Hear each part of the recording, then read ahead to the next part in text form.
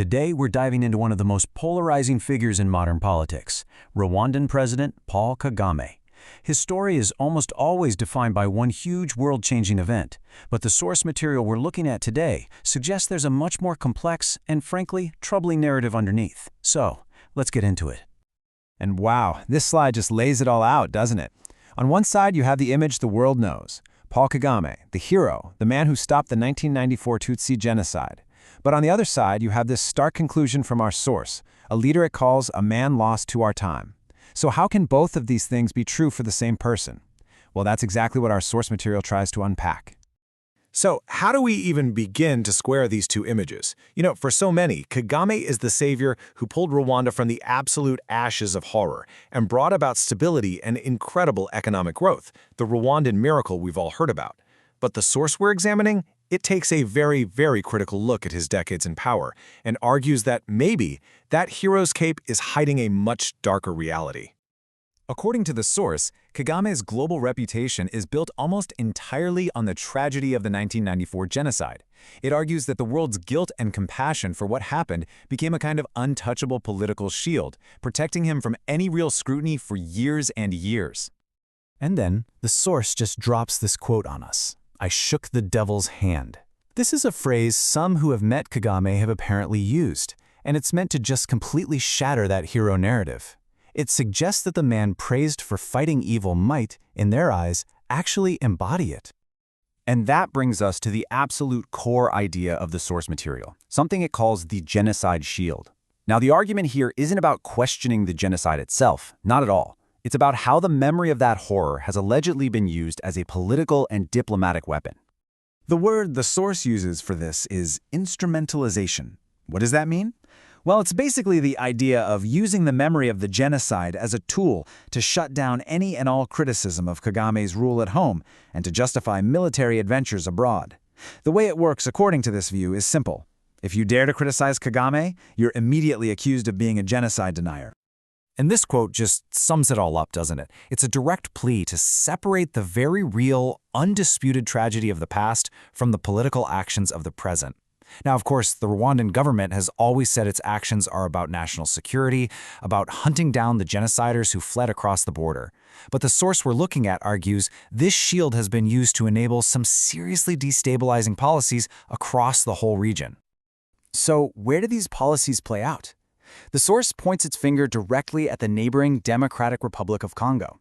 For more than 2 decades, the brutal conflict in eastern DRC has been, according to these texts, completely intertwined with Rwandan interference. And the human cost? The source says it's just staggering. Millions dead. It's a number so huge it's almost impossible to get your head around. And the source lays a huge portion of the blame for this ongoing tragedy right at the feet of Rwanda's regional strategy. So how exactly was this influence used? Well, the source points to this long succession of rebel groups. You've got the AFDL and RCD back in the 90s, then the CNDP, and more recently, the M23. The text alleges that these aren't just independent movements. No, it claims they are strategic tools, armed and propped up by Kigali to push its own geopolitical and, yes, economic interests in the incredibly resource-rich Congo. Okay, but what's the proof for these incredibly serious claims? The source comes back again and again to one huge, monumental document, the 2010 UN Mapping Report.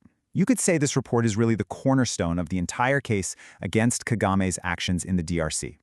And the findings in that report, they are just devastating. As the source summarizes it, the report details widespread massacres and horrific human rights abuses by Rwandan forces and their allies. But it goes even further, stating that some of these acts could be classified as crimes against humanity or even, and this is the real bombshell, possible acts of genocide. Which, leads to a really tough question that the text poses. If these findings are so severe, why has there been so little action from the rest of the world? And this is where the source shifts its focus, pointing a sharp finger at the global community for what it calls a complicit silence. And according to the text, this silence isn't just about foreign policy. It extends right back home to how Kagame runs Rwanda. This source describes a system where elections are basically a formality without any real opposition, where the independent media is muzzled, civil society is stifled, and where any kind of dissent is just treated as a threat to the entire nation. So the argument here is that by just looking the other way, maybe out of guilt for 1994, or for other strategic reasons, the international community has basically given Kagame a free pass. And this, the source says, makes the world morally co-responsible for everything that's happened since, both inside Rwanda and in the Congo. To really drive this point about international contradictions home, the source brings up something that sounds almost absurd. It points to Kagame's leadership, at one point, of the Francophonie, that's the Organization of French-Speaking Nations, even after Rwanda had officially switched to English and pushed French to the side. For the author, this is just a perfect symbol of a kind of political blindness, where big principles get thrown out the window for geopolitics. So where does all this leave us? Well, the source doesn't really offer any easy answers. Instead, it builds and builds towards a final, central dilemma about history, power, and what it takes to find real, lasting peace. Okay, so let's just quickly trace this dark journey again. It all starts in 1994, with the end of the genocide and Kagame's rise. Then you have this critical moment in 2010 with that damning UN report. And that brings us all the way to today, where the source claims Rwanda is once again fanning the flames of conflict, trapping the whole region in what feels like a never-ending cycle of violence. And that brings us to the final, really powerful question posed by this analysis. It asks us all to think about what memory actually is. Should the memory of a tragedy like the genocide be a sacred monument, something we honor, something we learn from so it never happens again? Or, as this source argues has happened here, can that very same memory be twisted, instrumentalized, and turned into a weapon? It's a heavy question, for sure, and one that hangs over the future of an entire region.